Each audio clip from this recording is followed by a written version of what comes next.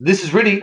This is Flick. We are at episode 64. We are in part two of our best of 2020. Last week we shared with you the best songs of the year.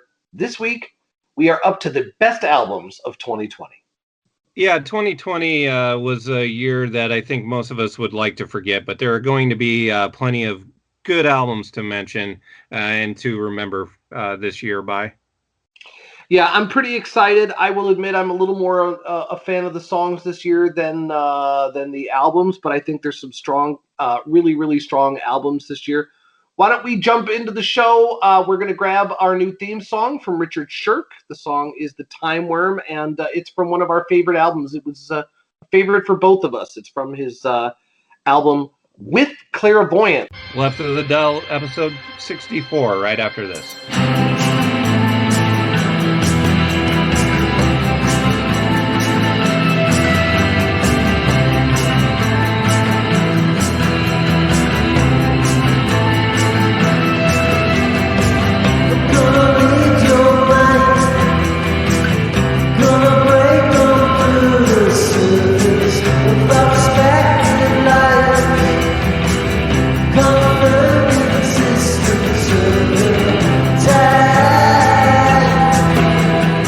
Thank you, Mr. Richard. We'll be talking about you in just a little bit. We are talking about our best of 2020. We did episode 63 last week, where we covered the best songs of the year. This week, Mr. Flick, episode 64, we are up to the best albums of 2020. Yeah, and so I think, we kind of look at this from different angles. You're more of a song-oriented person or a singles-oriented person. I'm more of an albums-oriented person. I mean, when it comes down to it, I guess I am a song-oriented person, but I like a nice collection of the songs put together. Yeah, so I don't know. It's just, you like them in single doses just fine. I like a good collection of songs, but when it comes down to it, I guess the songs are what would make up what we both like. So there are a few rules, though, right? Like we're not doing reissues, right? We're not including EPs, right? Like these are real albums, and they had to be released first in the world in 2020, right? Yeah, and so to that end, when we did our halfway albums of the year, I included Homegrown by Neil Young. I've since kind of thought that, I don't really want to count that as a 2020 album. It didn't come out until 2020, but it really is a 1975 album. It was intended to be released then. So it's not going to be on my list, but it is one of my favorite things that came out this year. And, on the same note, Tom Petty's Wildflowers, to me, it was kind of like having a new album, but technically not. So I wouldn't, include that. But those are two of my favorite things that have come out this year. Homegrown by Neil Young, Wildflowers, and All the Rest by Tom Petty. They will not be on my list, however. Yeah. And speaking of my favorite things, like John Coltrane's Giant Steps had a 60th anniversary super deluxe edition come out this year. That is the best record that came out this year, but it's a reissue. So again, we can't be counting those. We're keeping it. I think almost every. I mean, you could theoretically have a live album. I don't think I do this year. Do you have any live albums? Well, no, yeah, we don't. Yeah, the live albums would be kind of the same thing, where they probably wouldn't be eligible for inclusion, but it's worth if there was one, it'd be worth mentioning off the top, but there isn't really one. I don't think Certainly not 2020. 2020 yeah, is not going to be the year of the great live album. yeah, live albums are not really a thing anymore, because if there was ever a year that there was going to be a flood of live albums being issued, 2020 would certainly be the year. Yeah. Well, again, I don't want to hit the point too hard. I thought it was a better year for songs than albums, but I think you're up first because I did songs first. It's still a pretty good year for albums. I just I think what the album's place in the music lovers collection is going to change a lot because of 2020. And I think 2020 is going to change music. And so I don't expect albums to get better, but we'll see. We'll see. You're up first. Okay, well, my number 12, there might be some controversy here because the world is, or at least the critical world is gaga for this. Whereas, I guess I liked it enough for it to make my list. I think that that's the important thing. But it wasn't anything that really blew me away. I'm talking about Bob Dylan in Rough and Rowdy Ways. I think it's fine. When it comes down to it, though, I there isn't enough here that I really love for it to be high on my list. Whereas critics seem to be, like looking at this as if it's another, like it's another Blood on the Tracks or something. It's so far from that. I, I don't know. Uh, I mean, honestly, I feel like you could take an album like A Shot of Love, and I feel like that's a better album than Rough and Rowdy Ways. But you know, that being said, it's still Bob Dylan. There's still enough here that I like. I do like the album, or I like the songs. I've made up my mind to give myself up to you, or give myself to you, and False Prophet. Goodbye, Jimmy Reed. Those are still songs I like quite a bit, but I don't feel like this is any sort of breakthrough or anything like that. Mm. I'm somewhat sympathetic to some of what you've said, but I'm unsympathetic to certain other elements, and I will cover those later. Okay, well, okay, so we're saving the yeah, we can table the I discussion. have to, given Yeah, its lofty position in my hierarchy. yeah, I must. yeah. That's But a I good call. promise I won't just repeat the same stuff I've been saying about it all year. Actually, I don't promise that. I do. Uh, all right. My number 12, I don't think is controversial, but it is sort of, I have to admit, I'm letting it have a few whacks at the charity stripe here. It's like right on the cusp, and I have some other stuff that I know you're going to talk about. So this is one of those things where the album that I'm keeping off my list is on yours, and I'll get to talk about it either way. And I will repay you the favor here by giving back. I really do like the Wire album Mind Hive this year, and I weird Wire fan who much prefers their '80s output to their '70s stuff.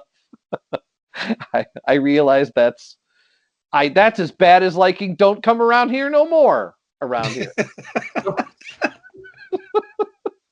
So I love the Mute records, like that Wire collection of their like top 20 songs that the fans voted on. I think that's the best thing, best piece of product with their name on it. And yes, I've heard Pink Flag many, many times. Pink Flag is great. It is great. It Um, is. It it, certainly it is. it's possible to overstate how great. So I like Wire, and I'm not one of those people who stood at all their shows all those years waiting for them to play 1-2XU. So I Well, treat which if you were, you were probably disappointed because they weren't, they don't tend to play the old stuff very much. yeah, but I know there are Wire fans for whom anything recorded like even in the 80s or the 80s and after they just consider to be unlistenable, and they couldn't be more wrong. Now, I don't think this lineup of Wire is as great as the classic lineup of Wire. Um, this album is just weird enough to really feel at home as a Wire album.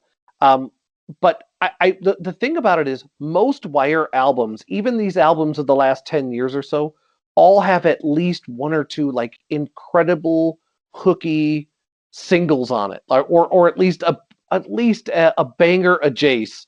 And so what's interesting about this record is most Wire albums have a couple great moments and a lot of duds. I actually think this sort of flips that a little bit. Everything here is actually pretty good, or at least interesting, or deserves its listen. Mm. There's no super banger single on it. I do think there's a couple songs that stick out as being that in the pop idiom that Wire is capable of doing. I really liked Cactus in particular, Yeah, but that's yeah, it's great, right? I mean, yeah. I don't know.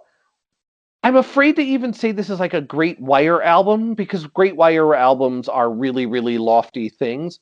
But for this year, this was a really welcome album, and I enjoyed having it. Yeah, I agree. It didn't make my list, but it was definitely a contender for the list. I am very happy with all of that stuff. Yeah, I don't know where to rank it among the classic of the classics of the classics where Wire is concerned, but it's yeah, I don't know. I feel like it has a place there, but get back to me on that. I guess Yeah. it's a fine album though. I will say my number 11 is what I feel is the comeback of the year. I absolutely love this. It's Alphabet Land by X, and not only did they not miss a beat, I feel I'm just amazed at the fire and the enthusiasm and the joy on this album. It just it sounds so great. Like they're just on, kicking on all cylinders. It's just, great. The songs are great. Uh, they just seem like they couldn't be happier to be together and putting together this album. And if somehow that's not the case, then they're amazing actors because it is, I don't know, it's just one of the most joyous listens of the year, I think. Yeah, it's right outside my list. It's definitely would have been if I had one more slot, it would have gone to that. I really think they get punished for not See How We Are. What's the synthesizer album that nobody likes? Everybody gets mad at. They really get that hung on them. There's that one album, that one clunker in the '80s that everybody disses them for. I don't think X has ever really made a bad album. They're not all equally as fun to listen to, and the first one and the third one I think are just like exceptional records. But I can't think of either. Even that second Knitters record is not all bad. Hmm. The first Knitters record is fantastic. It's one of my favorites. So like X, they've really only poured premium well. I think their entire Yeah. career. You know what I mean? Like what Yeah. album of theirs is bad? No, but it's not even that this isn't even, it's not even that this isn't a bad album. It's a really great album, and it's to come with the stats on it. It's the first one in 27 years that they did. Wow. That's amazing, and yeah, and it's just I don't. I guess you can say they made up for lost time because it is as good as it is. It does make you wish that it hadn't been 27 years. Yeah. Again, they could play the phone book, and I think I'd probably listen to it. Boy, they took that album. The album's not even online anymore. It's not even on Spotify. It's what's their album between More Fun in the New World and See How We Are. All right, well, give me a moment. Yeah, it's that album's not even on there. They take so much crap for that record. Um, the only thing that could have made this better is if they were able to get a real tour. I haven't seen X play in a little while because even though they haven't been putting out albums for 27 years, they have still been playing. And I got to see them a few times. They also still can really play. They really can still play. They're a really great band. So that's the only thing I would say I'd throw in there is I wish there was an opportunity to see them live. Okay, are you referring to Ain't Love Grand? Yeah, Okay. yeah, Ain't Love Grand. They really go through heck over that, and I have to say, the production is really cringy. It's really cringy. It is Ray Manzarek again on that one though. Yeah, there's some great songs on there. It's a shame that the production is so dated sounding. All right, I'm going to do my hot take here. I do think putting Bob Dylan at 12 is just could only be done as a matter of taste. But I respect your opinion, sir. I'm going to do my little hot take here, and I'm going to go with my number 11. I'm going to give the I'm going to give Fiona Apple my number 11 slot for Fetch the Bolt Cutters. And if I'm being completely honest, I respect it more than I like it. Um, I did have like an initial flush of listening to it quite a bit, and it is really refreshing on the ears. But it is also it's work. It's possible to listen to it and feel worked over a little bit. And so it's heavy and the world is heavy. And I think at another time I might hear it differently. There were times where I just didn't feel in the mood for it. But then when I would listen to it, I realized like it's great. So I'm acknowledging it's great, but I'm sort of saying for me it's a commitment I wasn't always willing to make. So I'm gonna out of respect for the quality that I know is there, I'm hoping I grow into it. How about that? I think that's the best I can do at this point. Okay. Yeah, I have it on my list, so we'll come back to it. I don't know whether I should give my full take on it now. We can wait. Yeah, we'll hold off. It is more to come on the Fiona Apple album. Okay, so my number 10. Um, Drive-By Truckers had two excellent albums this year, and I unfortunately keep on forgetting the title of the other one. But the one that made my list is the new OK. That is the one that came out later in the year. Both albums are really great. I was tempted to try and make a pitch for uh, putting them both in the same slot, but they came out like 9 months apart, so it wouldn't really be correct. I wouldn't be coming correct on that. Um, they have been doing really great, I think, at a time where this will come up more on my list, but these are times where I think there is a lot to be angry about, um, and there's a lot to comment on. I think drive-by truckers have really been the best at delivering that sort of commentary, and the songs are great all around. It's not just the lyrical content. It's everything going on. But they seem to be the boldest and the sharpest at delivering social commentary when I think it's really needed. And one of the albums was definitely going to make it. The new OK, I give it a little bit of an edge. Both are great, and definitely recommend both of them. Yeah, when I was down in Texas, I was talking with I'm trying to remember who I was talking with. Someone I know uh, uh, knows a little bit about them. It's a busy year. That's a very busy year to have two big albums like that. They aren't usually that productive, right? Well, no, they are actually pretty productive, but this is like the first. I don't know. So I think up until about 4 years ago, they were really pretty productive, but this is the first stuff they've put out in 4 years. But the other album, by the way, is The Unraveling, and if you yeah, and that's also a very good album. But yeah, I think they're pretty productive most of the time. Just maybe we're on a bit of a lull. I don't know if there were any sort of band situation going on in the last 4 years. A lot of good stuff this year for sure. Yeah. All right. A band I talked about on the I think I talked about on the single show. I'm gonna do on the albums as well. Um, I liked No Age's record, "Goons Be Gone." It is, I admit, I like it a little bit more because it's on Drag City Records. Uh, I, um, I'm probably just showing my age. I do think of them as sort of like a singles band. I think of them as a band from the aughts.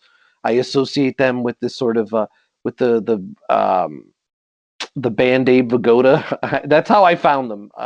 Is even though the band name Abe Vigoda is bad, um, they were really good, and they were part of this like little indie scene in LA. I guess I was not there, so I don't know.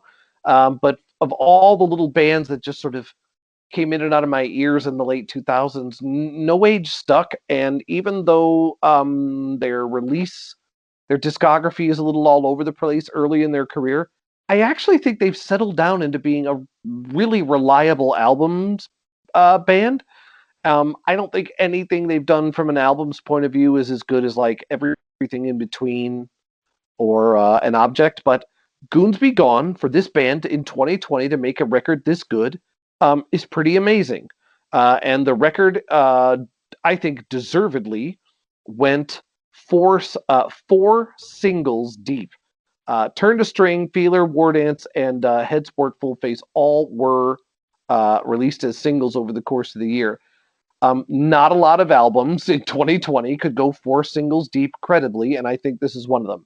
Either you like them or you don't.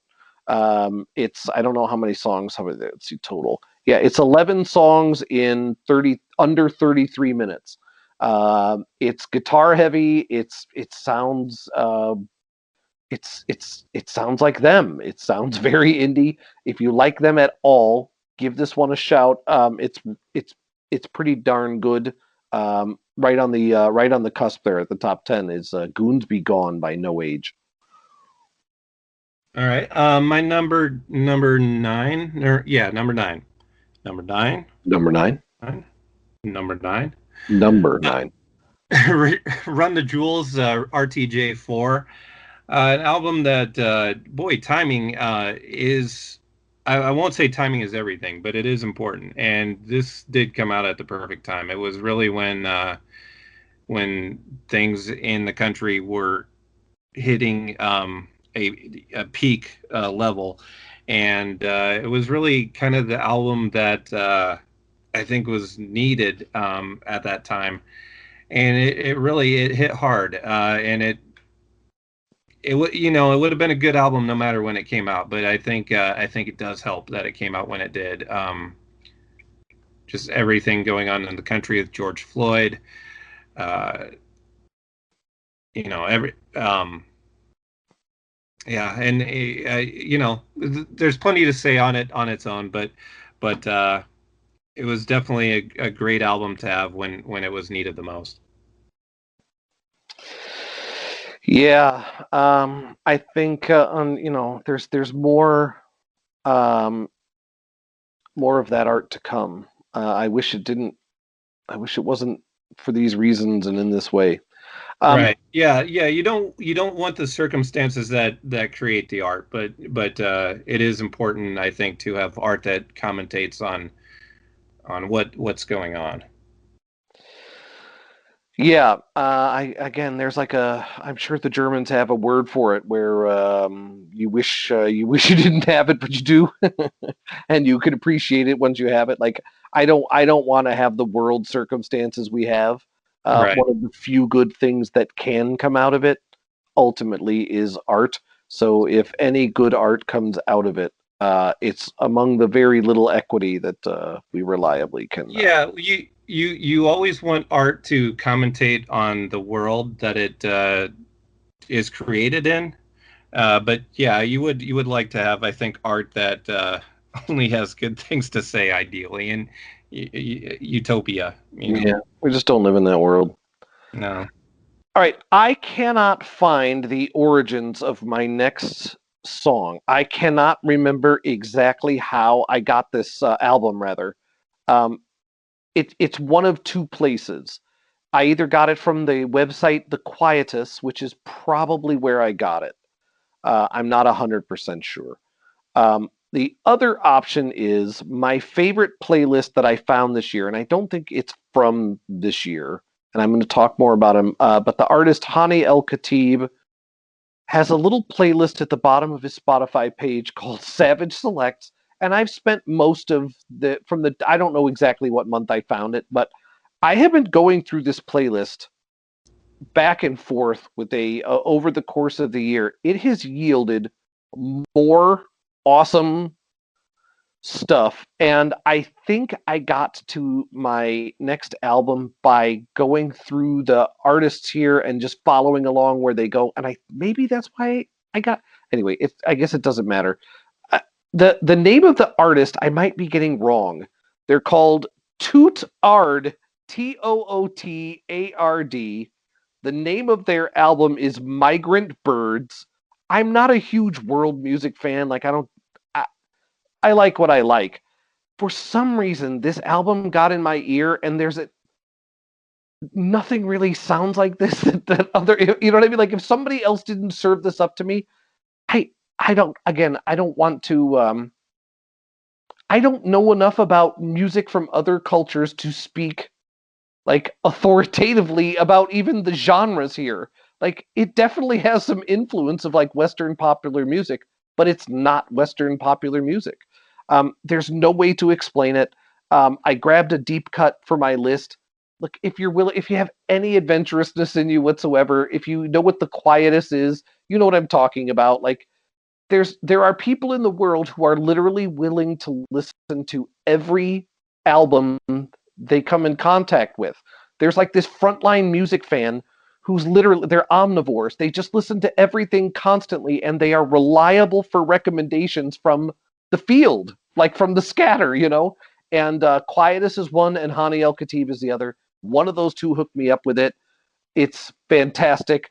Check out Stone Heap of the Wildcat from the album Migrant Birds by Toot Ard. It was one of the most interesting things of the year. I hope you find it to be the same way. Okay, well, my number eight, is the newest album on my list, by a lot, probably. It isn't even a month old yet. It came out on November 15th. The band is the High Watermarks. The High Watermarks are Hillary Sidney, who used to drum for the Apples in Stereo, and uh, another name that I'm not sure how to even say, of the band Palermo, Per Oli Bratset. I'm going to go with that. I'm not entirely sure. Anyway, they're from Oslo, Norway, and the band, the High Water Marks, they had a couple of singles out early in the year from this. I loved them both, but didn't put the album on my list uh, because on the basis of those singles. That wouldn't have been enough, even as great as those were.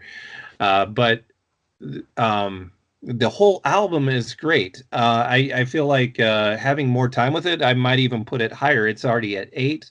I considered putting it as high as 6. Um, it's right up there. It's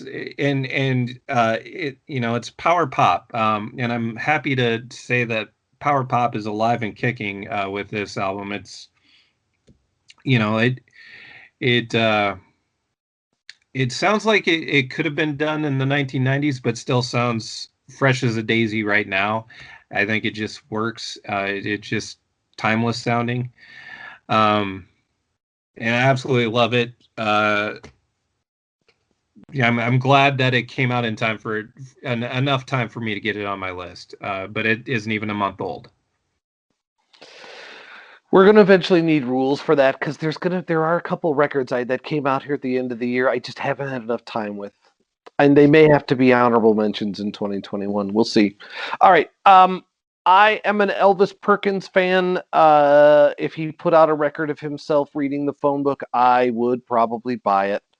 And I'd probably listen to it, and I'd probably end up putting it on a list or two of just because I've never heard anything about or by him that I didn't enjoy. And I'll admit I like Ash Wednesday more than anything, which was his first record, I think, in like the 2000s.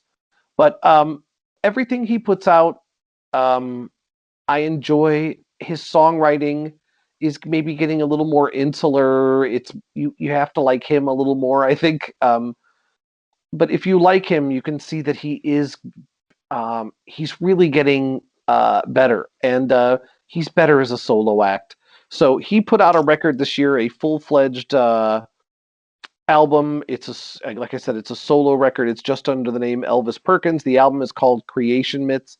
Half of it was put out as single releases prior to the album, so I experienced it one song at a time. And if I had a criticism of it, like it's a little bit, I don't know, a lot of there's. I think it could use for a little more variety in terms of its like tempo and its atmosphere, which I know is sort of the opposite of why you normally like an album is when you can retain an atmosphere across a group of songs. I don't know. It's not samey, but for him, like I think you have to like him to like this album as much as I do. I'm not sure this is where you would start in his catalog. Start with Ash Wednesday, and if you like it, give this one a try. Creation Myths. I think it's self-released. by Elvis Perkins. There's nothing bad on it. There's just no like bangers on it like some of his other records have. There are. It's just competent and enjoyable to the ear from end to end. It's really just a solid listen. All right. Yeah. Okay. So my number seven is excuse me, Lucinda Williams. Good Souls, Better Angels. An album I like as much because of the way it sounds as the songs on it itself. The sound is really kind of perfect. It really has as good of a feeling that you're seeing a live show in a very small like bar sized venue. Even though I assume it was done in a studio. I'm not entirely sure. It doesn't sound like it, but I think it probably was done in a studio. Absolutely the live music sort of feel to it. The songs are great though, and not only is this another example. There are a few examples of. I think 2020 was a really good year for Americana or alt country or whatever you want to call it. I remember BJ Records in Iowa City used to call it Insurgent Country. They used to have it in its own section and called that section the Insurgent Country section. I don't think that really caught on, but whatever you want That's to call it. gross. I think What's it that? should be called cowpunk. Come on, bring back Well, cowpunk. kind of a different genre. I think All right. cowpunk was. Yeah. So anyway, really good year for whatever you want to call that genre. And part of the reason, again, this is another good example of good commentary in music. Lucinda Williams, as angry as anybody at a time where I think there's plenty to be angry about. Really, yeah,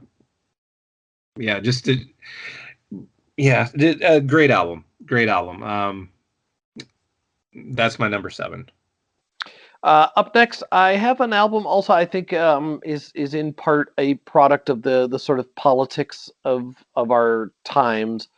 Although not super overtly, and I suppose if you wanted to listen to it and not like address that energy, you probably could and still have a very satisfying experience. I am going to pick from the album Heavy Light from U.S. Girls. I've talked about it a few times.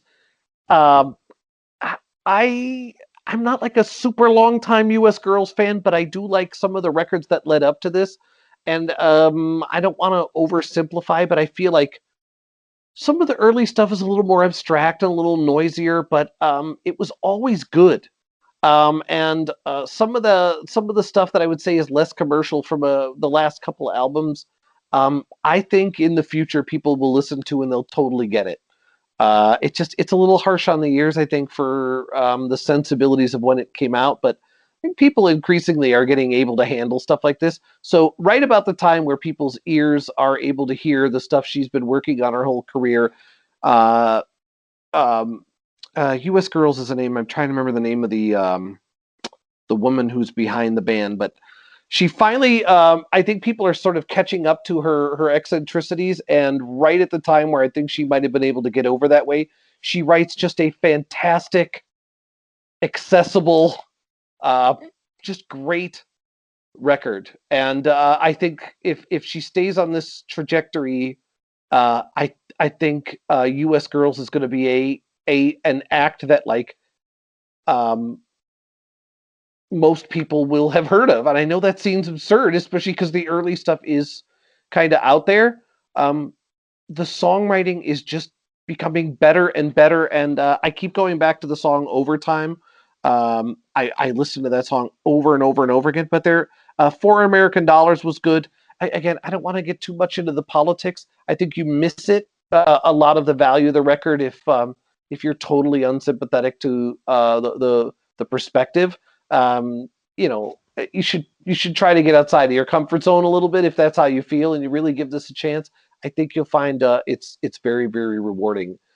So U.S. Girls, again, I think they had a pretty good year. I feel like Heavy Light really got some helped them break through a little bit. So I expect big things. But please don't let your holidays go by without giving at least a try.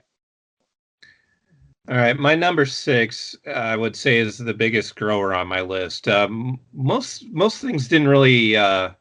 There's a lot on my list that was also on my mid-year list, and not a lot changed.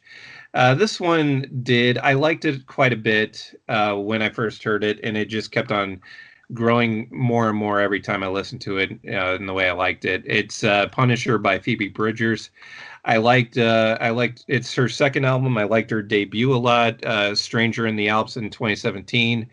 Stranger in the Alps, if you don't get the reference, is is a great. It's one of my favorite references I think ever, because what it was, the TV version of The Big Lebowski, they substituted Stranger in the Alps for Stranger in something else, and in the overdubs, and it's one of it almost makes it worth what sitting through the TV version of The Big Lebowski to get to those moments. And so if nothing else, I love the fact that she referenced that as an album title on her debut album. But The Punisher, absolutely great. Like I said, I liked it plenty the first time I heard it, but just like it more and more every time I listen to it. And that's not always the case. I feel like usually it's kind of a lucky thing, I think, to get an album that you like more and more every time you listen to it. Like her songwriting is, I think, just more subtle, and you don't appreciate it as much the first time as you do like the third or fourth time. Just the subtlety of her songwriting, I think, just comes out more and more. Yeah, I expect big things from her in the future. Like as great as that stuff is, I think there's better in ahead. We can't avoid the fact that there's lots of artists from sort of the classic era of popular music who are starting to get older and pass away. One of them, one of the people who passed away this year was Tony Allen, who's certainly has to be in the conversation for the greatest drummer of all time. I think certainly in 2020, while he was alive, you could make a case he was the best drummer alive. He did pass away this year. He put out an album with Hugh Masekela called Rejoice this year, which I have gone back to quite a bit. I don't want to act like I'm have been a lifelong Tony Allen fan. I don't. I was not a huge like High Life fan probably until David. I probably learned more about High Life records from David Byrne than anywhere else. Like I'm not a huge. I didn't start life as a huge fan of world music, but as time has gone by and you listen to all the different like you listen to lots of different music, you're going to bump into people from other genres. So I got to my real intense interest in Tony Allen, I will just admit, has come from that the first the Good, the Bad, and the Queen record with Damon Albarn. So Damon Albarn used Tony Allen to drum in that side project of his. I still think the first The Good, the Bad, and the Queen album it's pretty close to a 10 out of 10, and in no small part due to the drumming. I don't like the second one as much, but even that's really great.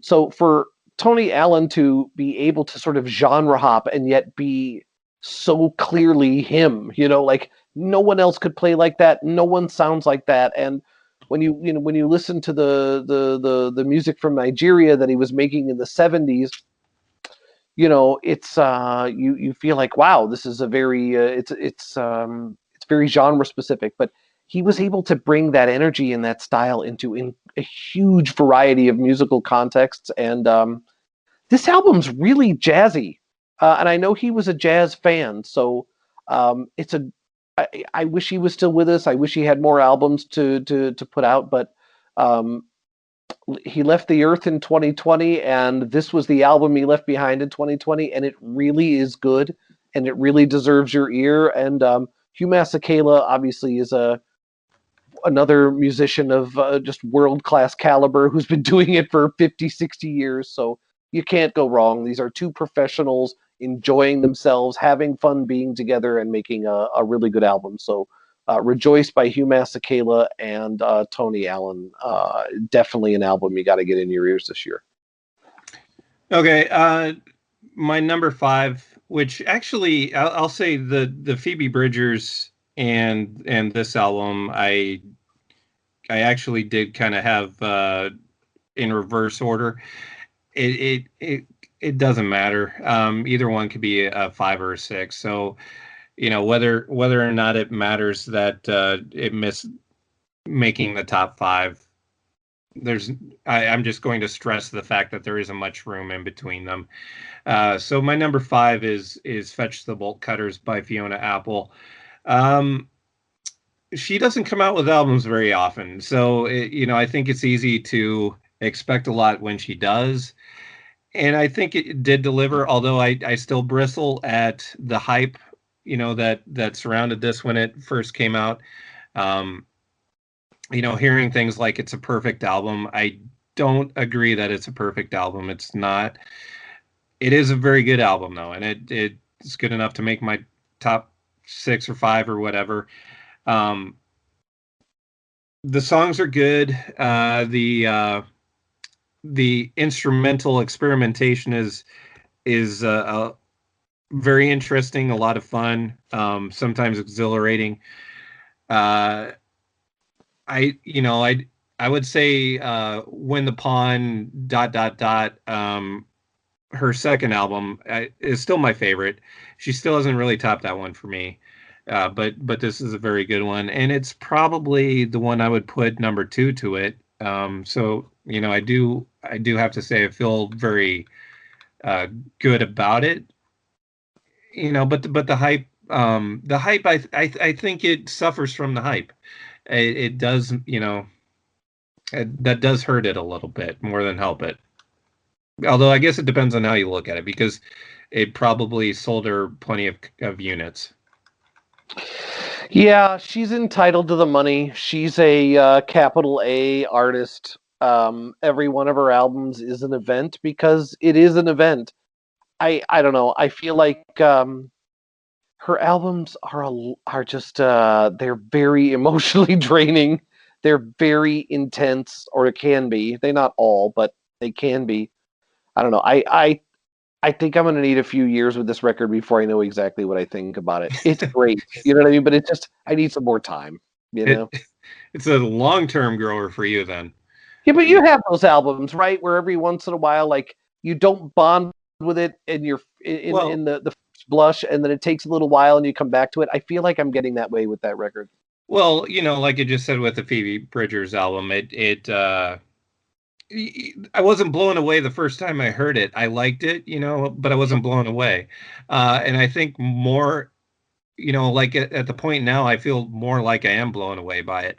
Um, Whereas this one, I felt like the first listen was really the most impactful listen for me with this album. That being said, I still like it quite a bit. So it's this one I don't feel like is a grower for me. I feel like it pretty much the first listen was again, the biggest one for me with this one, but it's still a very good album. Yeah, the Phoebe Bridgers. I think, unfortunately for me, the first thing I heard from her was a cover of The Cure's "Friday I'm in Love," and I didn't. I associated with that, and I'm starting to realize like what a great that was not the place to start. I'll put it that way. I'm getting there. I'm getting there. All right, up next for me, I mention this band all the time because I'm desperate to make other people like them as much as I do. It's a band from that I know from the C86 compilation, which we don't have time to go in too deep today. Look it up. There's plenty of information about C86, the letter C and 86. If you haven't seen it before, there was sort of there was like I don't know.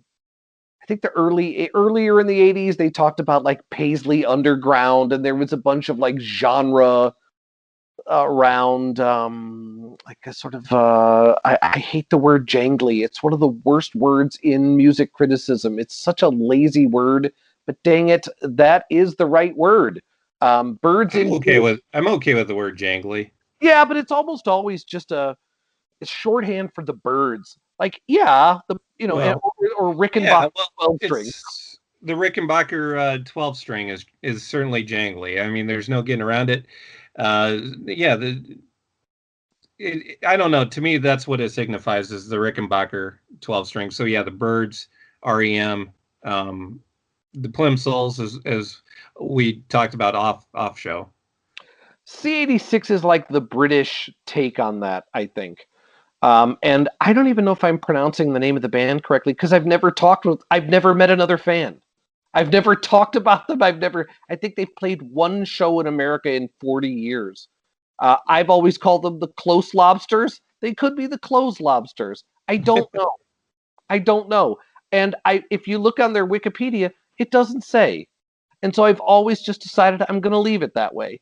They made like 2 albums on Enigma Records in like 1986 and 1987, and they just vanished from the earth.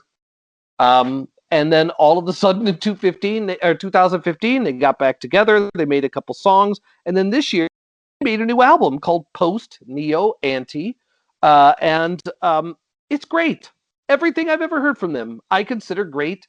I don't know why they're not like one of the most popular bands in the world, but they're not. Um, I don't think they're that strange. Centricity. I think people are just lazy. Um, for all the retro C86 stuff out there, for so much of the British indie stuff getting a critical revision, you have one of like the original C86 bands still making music, still making great music. You owe them a listen of their original. They also put out a single this year that I think sounds like Can, which is very unlike them. So try to love the Close Lobsters. They're fantastic. They're wonderful, and the new record's wonderful. But any of their records are going to be great. Start with this one. Maybe start with Foxhead Stalk This Land. It's all killer. It's no filler. Enjoy. All right, my number 4 is one of the rare ones on my list that came out in the second half of the year, although it did have a single earlier in the year. It's Blue Hearts by Bob Mould. Don't want to let the well. I'll get back to this part of it later. Blue Hearts by Bob Mould. The single early in the year, American Crisis, which was a song that was written around the time of Sunshine Rock, his 2019 album. It didn't fit because Sunshine Rock, as the title would suggest, was a much happier album than this one. And and so the single ended up coming out this year when we were in an American crisis, not only with COVID-19, but again the aforementioned racial tumult that was going on, which really blew up with George Floyd and Breonna Taylor, and continued really throughout the year. Really a song that fit the moment, but was just a continuation of what's been going on in the context it was written. And Blue Hearts, in contrast to Sunshine Rock, is a much angrier record, and it's no coincidence that there is a lot of anger permeating my tight 12 here on my albums list. It was the right year. I think it was the year that a lot of this had to come out. And so anything that was bubbling below the surface really just exploded this year. And not only so Bob Mould is somebody that whatever kind of emotion it is that he's feeling, I think his songs are always, he's never sleepwalking through any of this. If he's happy, you can feel that in his songs. Like, that's always, emotion is at the core of whatever he's doing. And Sunshine Rock was a great album where the material was basically a happier Bob Mould. and this is an angrier Bob Mould, and really as angry as he's been since really the '80s. Um, and I don't want him to always have to be angry to make a great album, but in this case, the anger did make for a great album. Yeah, that's a tough one to argue with because it is a great album, and I hate to have him have to go this place in order to produce music that sounds like this. But Yeah, and it is important to say that I don't think it's necessary for him to do that because whatever emotion he's feeling, it is going to result in great music. So the happy Bob Mould is going to create great music, great happy music too. yeah, I'm feeling really guilty about my next choice now because you're exactly right. Like 2020 is the year for to really say it, to not bury the lead. I have to admit that there's a part of me that gravitated towards like the musical version of escapism this year. There are just some like dumb party records that I went and I found myself going back to more than once. Um, and it's not all like psychedelic stuff, or it's not all. I keep going. I'm just gonna tell my truth. I really like Steve Miller Band's "Fly Like an Eagle," and I think of that as the archetype song of literally the lyrics are just like, look, the world is completely insane. I'm just gonna roll a fat doob and I'm gonna fly like an eagle in my, sitting in a beanbag chair, and I'm just gonna ignore the world going around me. Just like I can't take the insanity of the world, so I'm just gonna tune out. Music is good at that too. So I don't want that to take the place of like truth telling, but we're all like the quarantine starting to get to me a little bit just to being in an apartment all day. And I move around. Like I got to move at least during this time period. Um, a little bit of escapism is not a bad thing right now. And I think the best escapism I found this year was the album The Chain by a band called The Warlocks, who I don't know all that much about. They're not really in my normal wheelhouse. It started though with the song I'm Not Good Enough slash Party Like We Used to. And the big sing along chorus at the end is beers on me, beers on you, let's party like we used to. And it just does like this Hey Jude fade out chorus of it for a couple of minutes. And as dumb as that sounds, it's a lot of fun to listen to. And you're gonna burn yourself out if you don't pace yourself. Almost all the problems we have to deal with, these are gonna be a marathon, not a sprint. And when they are a sprint, you're probably not gonna have too much to do with the actual sprinting. So like you got to pace yourself a little bit. You're going to have to you got to manage your energy, and there may come a time where you're looking just for something to just sort of shut your mind off and enjoy the sort of tactile experience of a good party record, and the Warlocks record is that. All right, my number three, and it really once we get I don't know what number really it was, but it's really hard to differentiate these at this point. Yeah, Um, like they're almost interchangeable.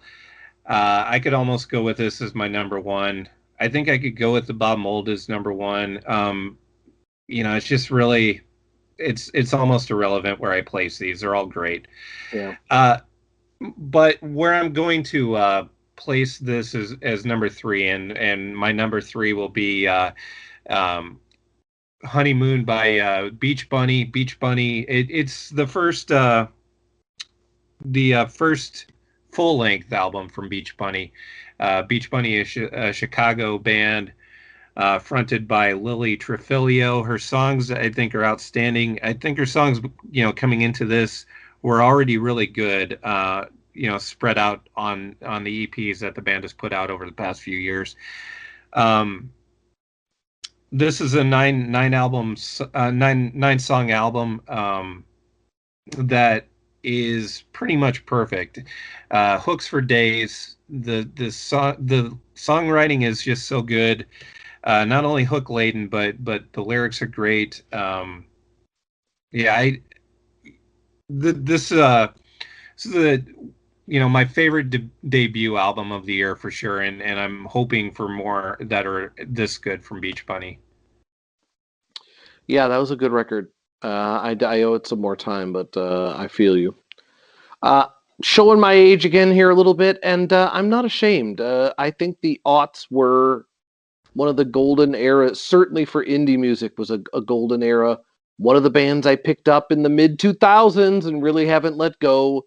Um, Put out an album this year. It's Blitzen Trapper's album, Holy Smokes and Future Jokes. Or, I'm sorry, Holy Smokes, Future Jokes is the name of the album. Um, I really like it. And Blitzen Trapper, their early records are a little spotty, but they have flashes of brilliance in them. There are moments, even going back, like I think early 2000s. The first one, the self-titled album was 2003, and Field Rex is 2004. Wild Mountain Nation in 2007. I still love that album. I really do. I really just want to sit out at a bonfire somewhere with that album playing, with maybe mixed in with a little Neil Young, just hang out strumming an acoustic guitar with some friends. Like, again, the escapism theme is inescapable for me this year. I really miss that. I really miss just like a little social gathering. Doesn't if you live near a beach, even all the better. um, I really miss that, and I really need that, and I can't wait to take this album camping. Blitz and Trapper is another great band to put up a tent to. It sounds dirty. It's not. I literally mean just go to a campsite and put up a tent. It's fantastic, and it's the stuff I miss. And it's a feeling, and I think the kids would say it's a mood. They're a mood for me, and um, none of their albums in the last couple of years have been bad. I just didn't bond with them as much. I've really bonded with this one, and I'm really, really happy about it. So, again, you can pretty much start with any of the Blitz and Trapper albums. Fur's really good. I liked American Goldwing. I don't know some of the last two, All Across the Land and Wild and Reckless, all that well, but Holy Smokes, Future Jokes is really good, and their songwriting is they're approaching masterclass level. All right, my number two. Remember when I said it was a good year for Americana or all country or insurgent country? Indeed. Wow. Okay, so my number two, another example of that, Jason Isbell's Reunions. It's his seventh album. Um, the singer-songwriter tag, I don't think it gets the best sort of rap. But he is a singer-songwriter. He's one of the best going at it. He is songwriting. You know, at this point, it's really almost on the Springsteen type level.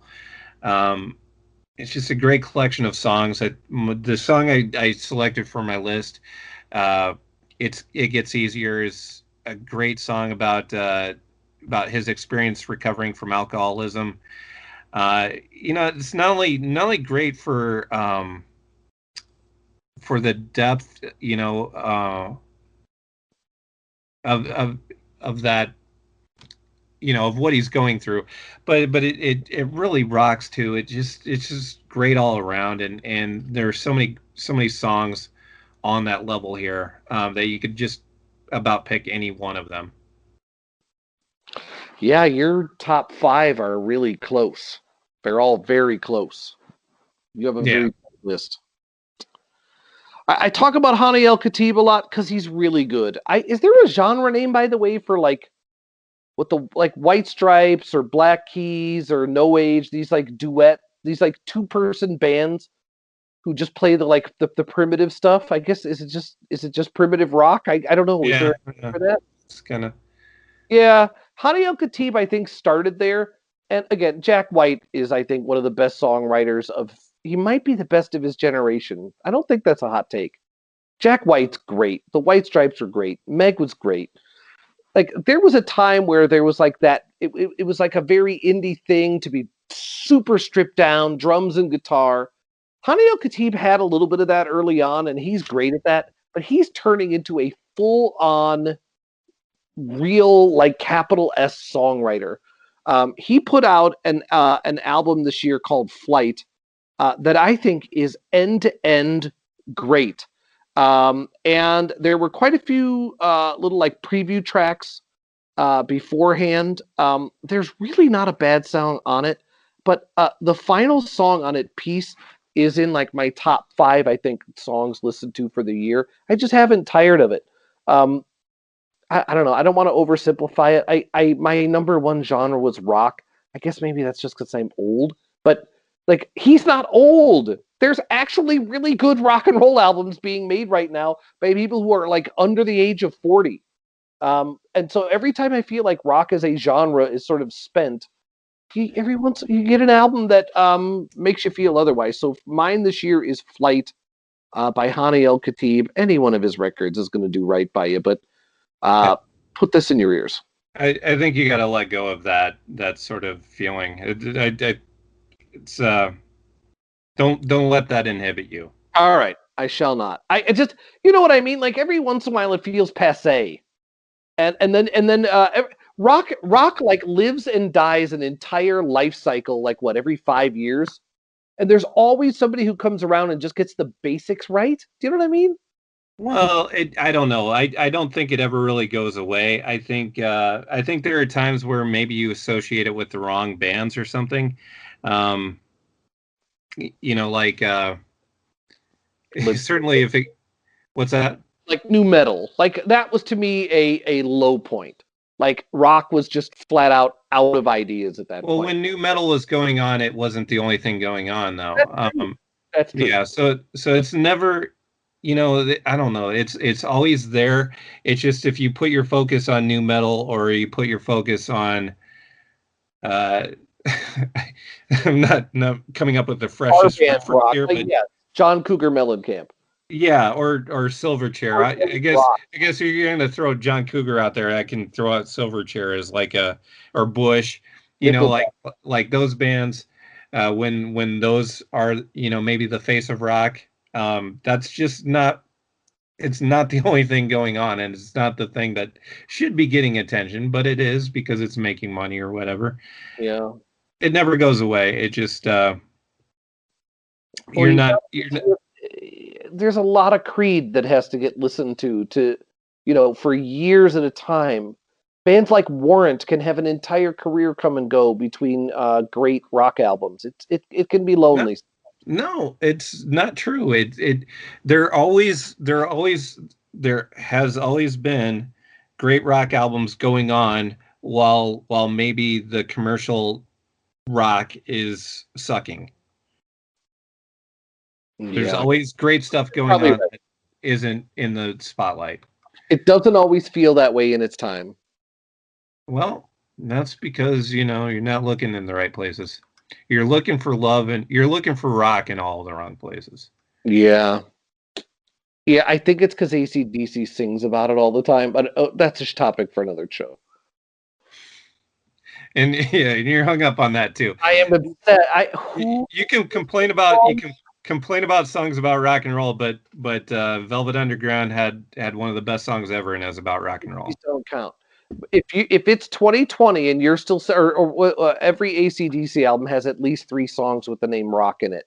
Are you gonna suggest that that's not just completely Hey, uncalled for? AC/DC has an album that I think is pretty good this year. It's not earth shaking, it's not a landmark, but it's still pretty good. So Well, no one makes AC/DC records but AC/DC, so it just being an AC/DC record they're gets the a certain amount of slack. they're the best at it. That's true. All right, so my number one. Woo!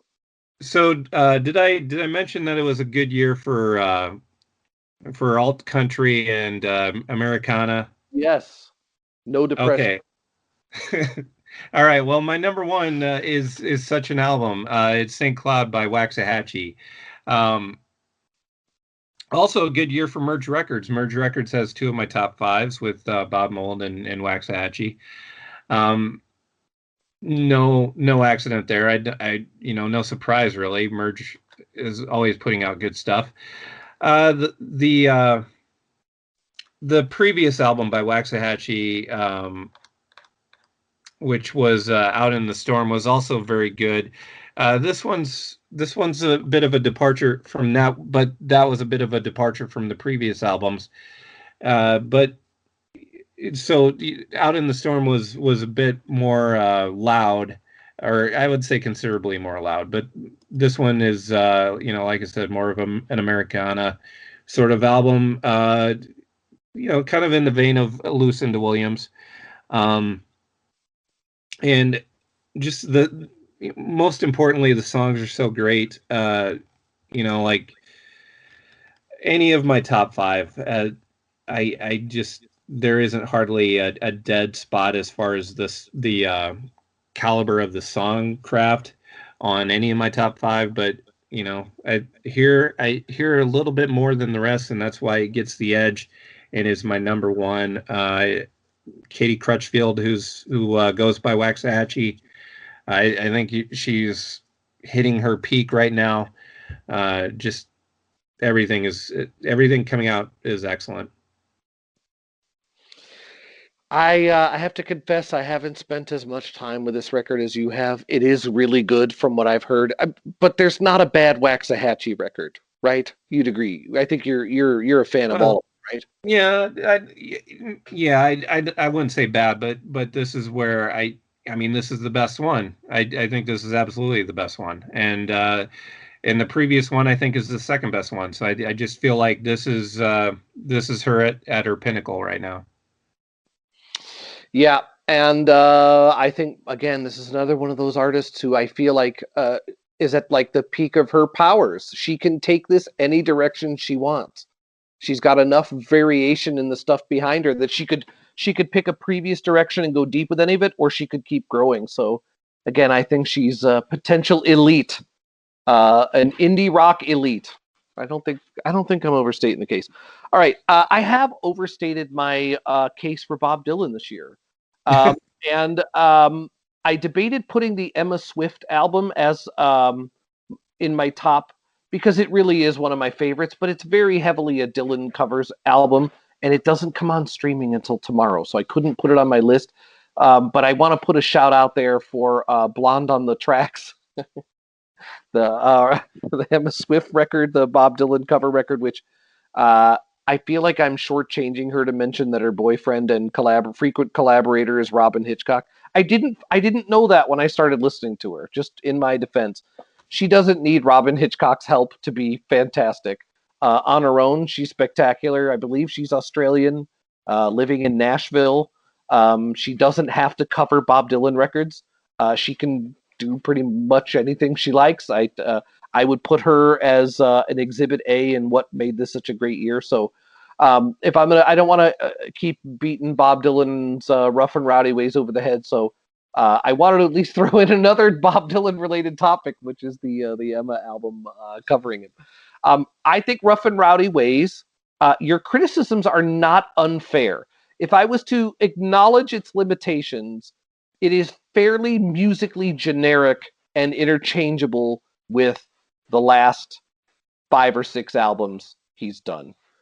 Most of this musically fits this sort of this archetype he's done pretty much since I would say this goes back to Daniel Lanois producing him and him nicking a little of that and really liking that sound. But to me, Bob Dylan's last 10 albums sound like what music sounds like on AM radio from a distance. Like it's just to me, it's him like trying to replicate laying in bed late at night in Hibbing, Minnesota, dialing in music from around the hemisphere. Like it Well, all has that sound to it. another theory I have on it, because we both know well how Dylan doesn't really ever do a song the same way twice. Yeah.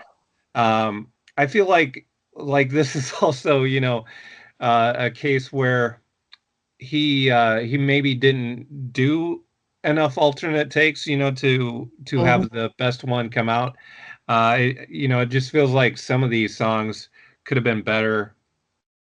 Um, like maybe the fifth take would have been the one to go with or something. I don't know. But I know it's what not. you mean. I do know Yeah. what you mean.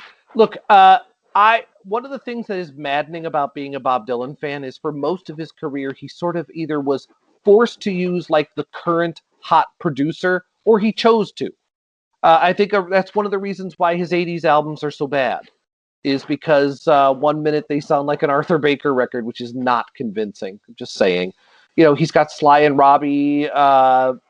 Like he's just, literally he's behind the times in his production choices. But then these last albums he's made, he basically produces himself, and they all sound like it.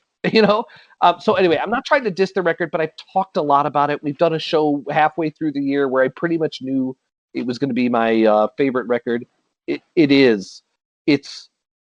I, I don't know if it would make a ton of new Bob Dylan fans, though. I think those are the concessions I'm willing to make. Is that it's Well, much more important to an existing fan, and if you don't like his last couple of records, there's no chance you'll like this. yeah, and that's to me my problem with the hype machine. Like with some of the hype that this album has been getting, it should be one of those albums that you could start with. Um, I don't feel like it's a Dylan album that anybody should start with. Uh, Therefore, I can't rank it so high.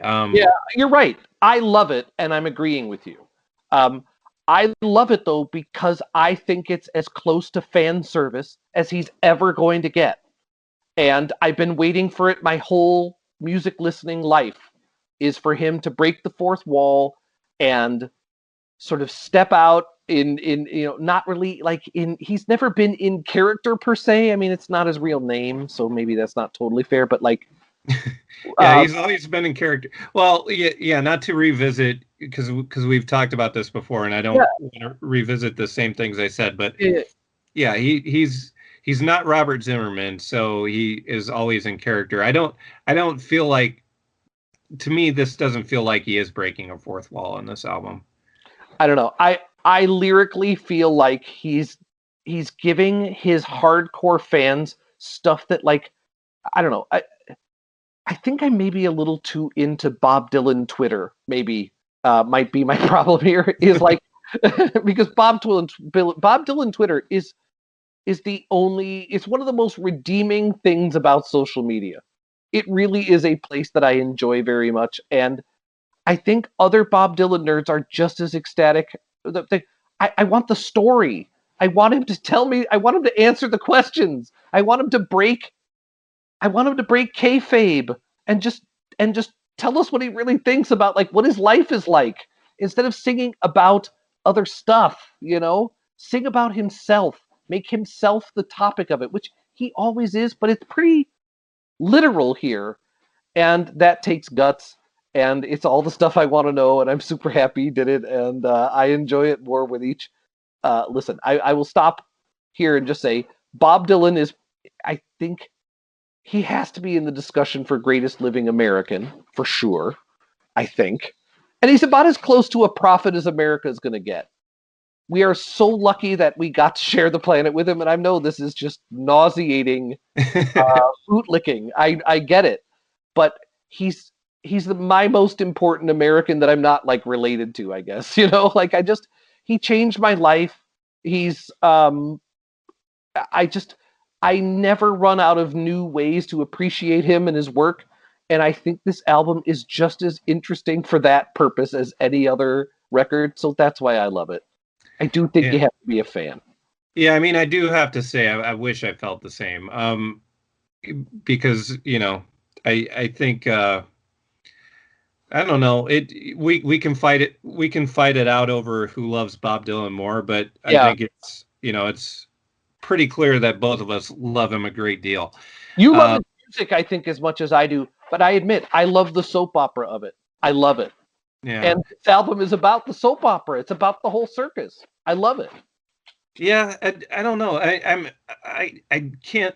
I don't find myself buying into that. But and another thing, just going back to the music itself. Another thing that I've, because I go back to it, thinking I'm going to find something that I haven't found yet, and I don't.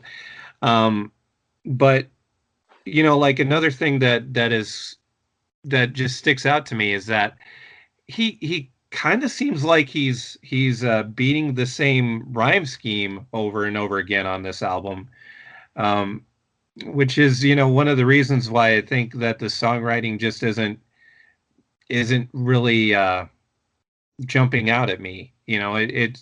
It's still Bob Dylan, and Bob Dylan isn't going to do bad work, um, except maybe Under the Red Sky. Under the Red Sky, I think, is kind of where the low point is. Mm-hmm. Um, but I do feel like I don't know. It's just not as interesting to me, this album. Look, I'll put it this way: when he did "All I Really Want to Do," okay, the big lyric is "All I really want to do is baby be friends with you," but he Hmm. was totally like lying through his teeth, right? He wasn't just trying to be friends with whomever this poor person, female, was.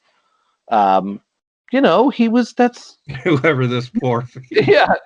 That's Dylan throwing a little game there, and he's yeah, coming on like he's all this nice guy. He was never that. He was the guy. He was the person he is and always was. Is the guy in this record who's saying, "Yeah, I'll bust your grapes." Like that's kind of what I'm waiting for here. Is like, yeah, he's like, I'm Bob Dylan. Like mm, he's singing about what it's like to have to be Bob Dylan, and I guess he's always done that, but he's also never yeah. done that. He's just Well, singing it the way he feels it. He's not tarting it up. It's just straight and it's great.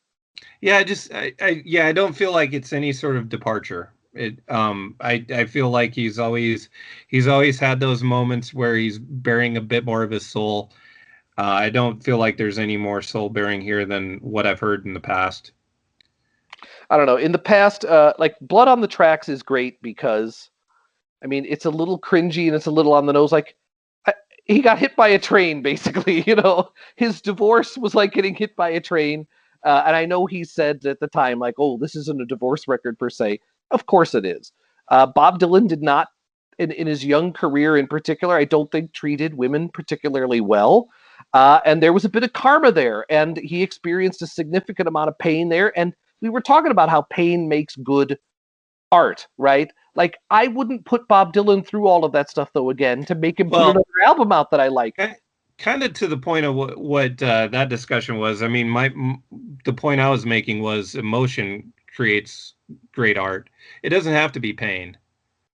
Right. I guess this is the last, and I promise I will not talk about this record again. I'm putting a 6 month moratorium on Rough and Rowdy Ways, although I will never be able to stop talking about Bob Dylan.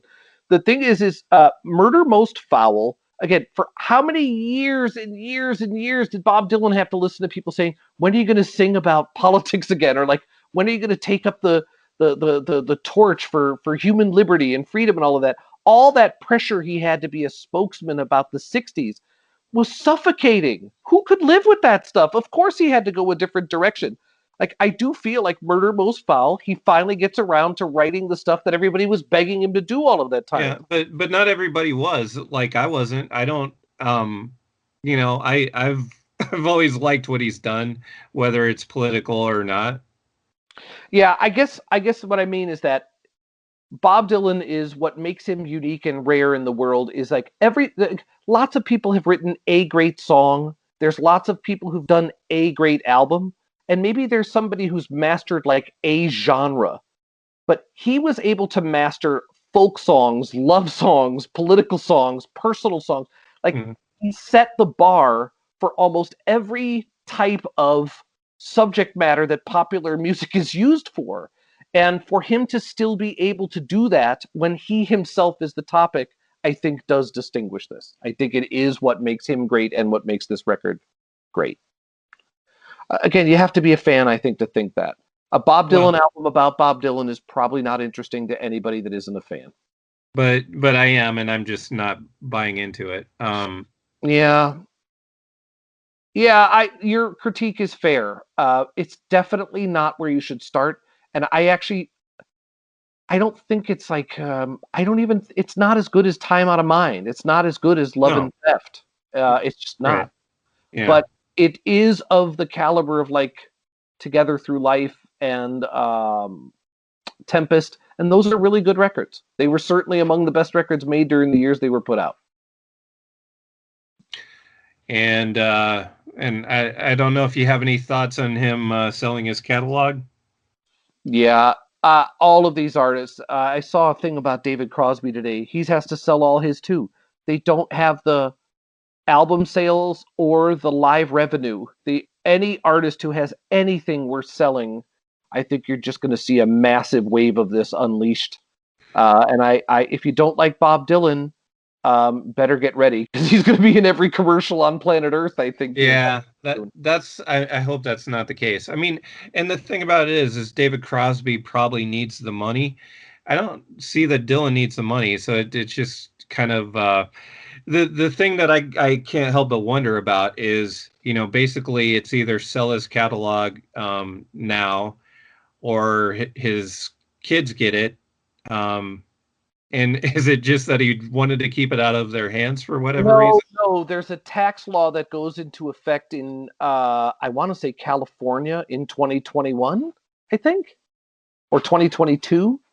That changes how these things are taxed. So if Okay. you have more than $1 million in value, apparently there's an economic reason to get this squared away now. Again, I will never have those problems. I certainly don't have them now. Bob Dylan is entitled to every penny he can get his hands on. I say Bob Dylan and Michael Jordan are the two people who made an astronomical sum of money for themselves, but made significantly more than that for other people. Other people have made more money off of Bob Dylan's career than Bob Dylan has. He's entitled to every penny he can get his hands on. I wish he could have sold it for more. Yeah, I don't want to see all of this stuff spread out over, having them in Pepsi commercials or whatever. Look, if I can tolerate most of it, but if Blowing in the Wind ends up, you know, in a poorly timed or poorly themed TV commercial, I'm going to lose my mind. That I will lose my mind. Blowing in the Wind is like as close to an American hymn as the 20th century produced, in my humble opinion. Maybe change is going to come. Uh, I don't know if I can tolerate that, but everything else, the guy's entitled to every penny he gets his hands on. I am such a Bob Dylan homer. I am such a Bob Dylan stan. It's never going to change. I'm proud of it. Hooray. Go Bob Dylan. When he dies, I'm just going to be crushed. I don't think I can make it. I won't be able to bear it. It's So just wait until a hard rain's gonna fall ends up in a Geico ad. I that's my favorite song by him. And if that happens, I'm gonna have a moment where I get behind a closed door and sob gently to myself. But again, he's entitled to the money. If I could write those songs, I'd want every penny they generate too. Yeah, there's another insurance possibility, like a Rolling Stone be playing and a big Wow, you're boulder going comes in down hard and here on the classics. You're really going in hard on the so classics. what's gonna happen? So what's gonna happen? What with his catalog? It, Yeah. but Flick, here's the thing I don't understand. It's like name one thing that is sacred in this culture that is not trotted out and ceremoniously have a price stamp put right on the front. Like certainly at this stage of your life, you understand that nothing sacred is going to avoid this. It's No, I going know. to I the know that's financialization engine. this is why I'm predicting it. Why does Bob have to put up with more crap for getting paid than anybody else? Because he had high ethics at one point in his life. I'm not giving him crap. I no, I it's whatever it is. But it just I wish it didn't have to be this way. Is all. But It's not. look, I'm. He isn't my target. It's just that the mix. I'm never happy about the mix of art and commerce.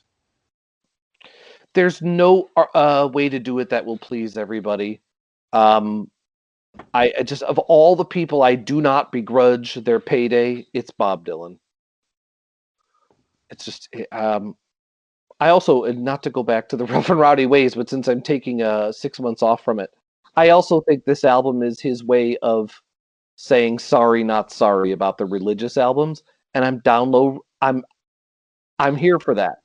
Uh, I don't like it when I hope he never repudiates any part of his catalog, least of all the religious albums from the late 70s. They're weird.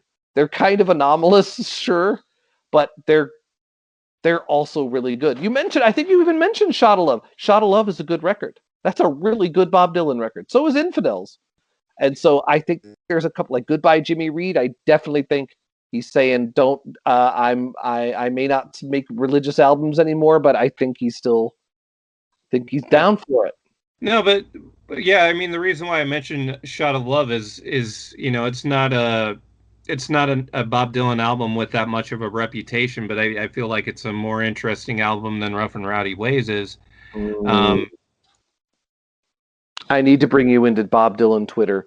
Shot of Love is a Dylan nerd favorite. It is but never left for fans among the nerds. but but even in a revisionist sense, has it ever had critical acclaim?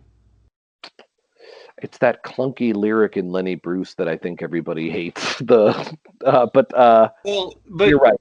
But Every Grain of Sand is fantastic. That's yeah, world class work.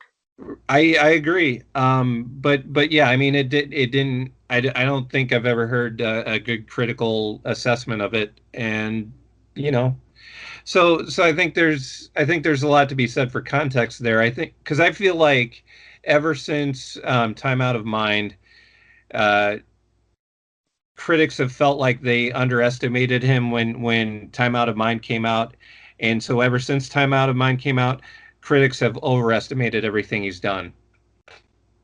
Have you listened to the bootleg series that covers the Time Out of Mind era and around it? No. Give that a listen. I think Cross the Green Mountains on there too, which is also really good quality late Dylan. You're not wrong. I'm not going to argue the point. I do think they overdo it a little bit, but the quality drop off from Time Out of Mind to Rough and Rowdy Ways isn't as big as most people pretend. It isn't. All of the albums, they're not all as good as Time Out of Mind, and they're not all as good as Love and Theft. They're not that far behind. They're one or two bangers away from being competitive. Well, yeah, I mean, I guess the thing I would say, and you might class this as a hot take, but comparing, because I think critics would probably compare, um, not dark yet with I Contain Multitudes or possibly Murder Most Foul. I don't feel like either of those are on that level. Yeah, Time Out of Mind to me is the beginning of a Dylan era that we're still living in. I am ignoring the Frank Sinatra cover records, even though I know I shouldn't. I just don't enjoy them.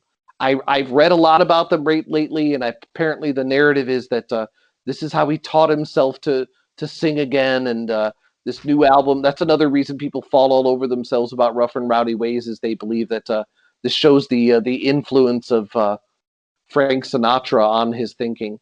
That might be true, but Bob Dylan sings like a toad. Confusing him with Frank Sinatra is just absurd. He didn't. Maybe he learned phrasing, and maybe he learned from Frank Sinatra, but like Rough and Rowdy Ways does not represent like a great vocal performance. Time Out of Mind does. There are differences for sure. But this era has been very fruitful. Time Out of Mind until today has been very fruitful. How many albums is that total if you throw out the Christmas Well, record? yeah, I mean, when all is said and done, I'm happy enough that there's a Dylan record being made in this year, brand new, that I would even consider to be on my top 12. That's enough for me. But I'm just amazed at the critical response. So it's I feel out of touch with that. You'll admit it's better than stuff like it's better than Street Legal, right? You'll admit that. I like Street Legal, Uh, so I don't think I would. how much longer? All right. I may not be able to convince you today, and I'm taking 6 months off. I'm not sure how to resolve this. I will just ask you To spend a little more time with it. And if that doesn't work, we'll just have to agree to disagree. Yeah, I mean, on the last show, changing we established "Changing of the Guards" was my second most listened to Dylan song of the year. So Because it's great. you Um, weren't, yeah. we have a Christmas show coming up, and I feel like right now I've counterfeited myself a little bit. I have to claim the Bob Dylan Christmas album for our Christmas show. I don't know if you were going that It's way not a already. it's not a draft, and we aren't doing albums. We're just going to do song lists. Yeah, but I don't. I mentioned the album just so I don't have to mention the song I want to use. But everybody loves that song from that album, so if I feel like if I don't claim it, I'm going to I lose. I think I know what song you're talking about. Everybody does. It's great. It should have been. It should be played more. By the way, speaking of hot take, and I don't know if this destroys my credibility for any of the Dylan discussion we've just had. I don't feel like there's just one song on that album that's worthwhile. I feel like there are a couple of decent moments at least on that Bob Dylan Christmas album. Yeah, I just love the fact that a Bob Dylan Christmas album exists. Like, Yeah, I don't know if I would want to hang out with Bob Dylan, but he's a fascinating person. That's a fascinating idea that Bob Dylan just in the middle of nowhere is like, oh yeah, it's a Christmas album. can I say this? I Yeah, feel like I'd rather be a fly on the wall where Dylan is concerned than be someone who interacts with Dylan. I don't feel like I'd want to have that one-to-one interaction, but I might want to be invisible. I agree, but like, I think he was just ruined. I don't think he started out ruined. I think he started out like, if you listen to that early Carnegie Hall show, like he's a ham. You know, what I Mhm. mean? Like he's I think he was like a true believer, and then I think he just had to deal with the public in enough weird, cringy ways that he's just decided none of this is worth it. I love music. My life is going to be devoted to music. I'm just going to figure out how to tolerate being a public person. Like having to be Bob Dylan in the 60s, just those insane press conferences. It's one of the best things on YouTube. Are all these places where he'd land and all the reporters would just sit there taking shots at him, just completely either making stuff up or just completely absurd, stupid questions. I don't know how he survived. I don't know how you survive being Bob Dylan in a world filled with such just ridiculous treatment of him. I In a don't know. world gone wrong. Oh, you're being passive aggressive now because I insinuated you like Wiggle Wiggle. That's what this is. Yeah, well, that was a low blow. I don't think there's It couldn't. I, It was and exaggerated. I'm not going to retell the story, but I unfortunately have had the experience of seeing him pull that one out in a live set list at a show I went to. So um, time that could have been better spent. Scraping barnacles from a boat. Well, I would say doing any other song in this catalog. It does make you wish, like, Wiggle Wiggle is so bad, it makes you wish Bob Dylan would do more covers. Like, Yeah, that's the first time I I, saw Bob Dylan and he did a cover, I'm like, wait a minute. He has all these songs and he's doing covers. And then you hear Wiggle Wiggle and you're like, well, thank God for the Bob Dylan covers. I'll say at the time, I thought because it was a disappointing show all the way around, I thought it might be the last time that I saw Dylan live. Now I'm happy that I have seen him one time since then, and I don't have to walk away saying, "Well, the last time I saw Bob Dylan, he pulled out Wiggle Wiggle." You know what? I think he does that on purpose. I think he knows it's an interstellar dud. And I think that's just his way of being like, it's just like him saying, pull my finger to the crowd. Like, like, Yeah, at some point, and you have to do that to protect yourself. it's one of those things. I don't remember at what point in the set list it was. I think it was fairly early. Imagine if he does that like his first or second song of the night, and you just know that you just know it's going to be a long night. Look, that's what makes him so great is he could get up and do 100 different songs that are like American standards. They're like revered and loved and important. And he's like, tonight instead instead of doing Blown in the Wind, let's pencil in Wiggle Wiggle. He didn't do it all that often. At least he had some discretion. It's a very powerful weapon to keep an audience at bay. All right. Well, look, you know what? If I'm gonna have to check the set lists of the shows I went to because I might have seen Wiggle Wiggle as well. I know I know I saw some stuff from under the what is it under the Under the Red Sky. I was gonna say under the cherry moon under the red sky. I do remember seeing a couple shows of him. Where like, wow, was that a heavy under the red sky set list tonight, or is it just Yeah. me? I'm not sure. I don't know. I'm sure he's if you offered to do an interview to talk about that album, I bet he'd do it. I bet he feels defensive about it. And I think he's just trying to get it over. I think he's just, I don't know. It's hard being Bob Dylan. Cut him some slack, man. Forgive him, Wiggle Wiggle. Well, I will now. It wasn't so easy to do at the time. All right, you know what? I have to now go look up and see if I've seen Wiggle Wiggle so that we can suffer in solidarity, Flick. I'm here for you. If I've also seen Wiggle Wiggle, I will support you during your time of trial. During these trying times where you have to think about seeing Wiggle Wiggle, I'm here for you. All right. Well, the good news is that Christmas is on the way. Yep. And I will. You know what? I love. I'm going to pay everybody the highest. I'm giving everybody an early Christmas gift. I'm not going to talk about Bob Dylan on the next episode. I just want to register now that I love Must Be Santa from the Bob Dylan Christmas record. Must Be Santa by Bob Dylan on his Christmas record is one of my favorite Christmas songs, but I'm not going to talk about it on the show. So it's one of your favorites, but you're not going to include it in the list. That's right. I'm going 6 months. I'm not talking about. I have to talk about Bob Dylan time to time. Look, I'm gonna give it a rest. I'm gonna make a down payment on that by not talking about him next week. Just know that Must Be Santa from his Christmas album is spectacular. All right. Well, we will be back. It will be episode 65 of the Left of the Dial podcast. Our holiday episode. It's a holiday. It's a little early to call it an extravaganza, but I'd be surprised if it didn't end up some sort of extravaganza. I'm preparing one. It just puts the pressure on you, Flick. I can bring it. Go big on the extravaganza or go home, loser. That's how it's going to be next week, although it'll have much more holiday cheer.